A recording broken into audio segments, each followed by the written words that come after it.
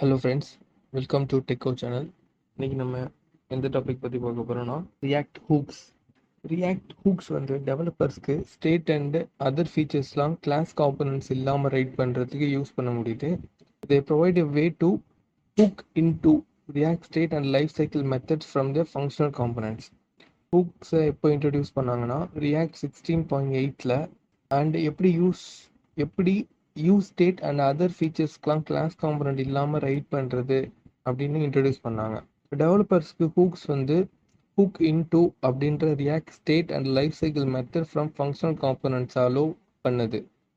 காம்பனன்ட்ஸ்க்கு இடையில உள்ள ஸ்டேட்ஃபுல் லாஜிக்கை ரீயூஸ் பண்ணுறதுக்கு ரியாக்ட் ஹூக்ஸ் யூஸ் ஆகுது. ஹூக்ஸ் வந்து ஒரு காம்பனன்ட்ஸில் இருந்து சின்ன சின்ன ஃபங்க்ஷன்ஸாக இருக்க காம்பனன்ட்ஸ் ஃபங்க்ஷன்ஸை பிரிக்க யூஸ் ஆகுது. அப்புறமா ரியாக்டோட டைப்ஸ் பற்றி பார்க்கலாம்.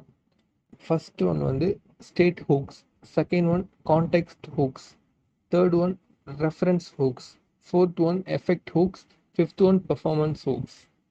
அப்புறம் வந்து கஸ்டம் ஹூக்ஸ்னு கூட ஒரு இது இருக்குது. அவ்வளோதான் ஃப்ரெண்ட்ஸ். தேங்க்யூ ஃபார் வாட்சிங். For more visit www.cautioninfotech.com.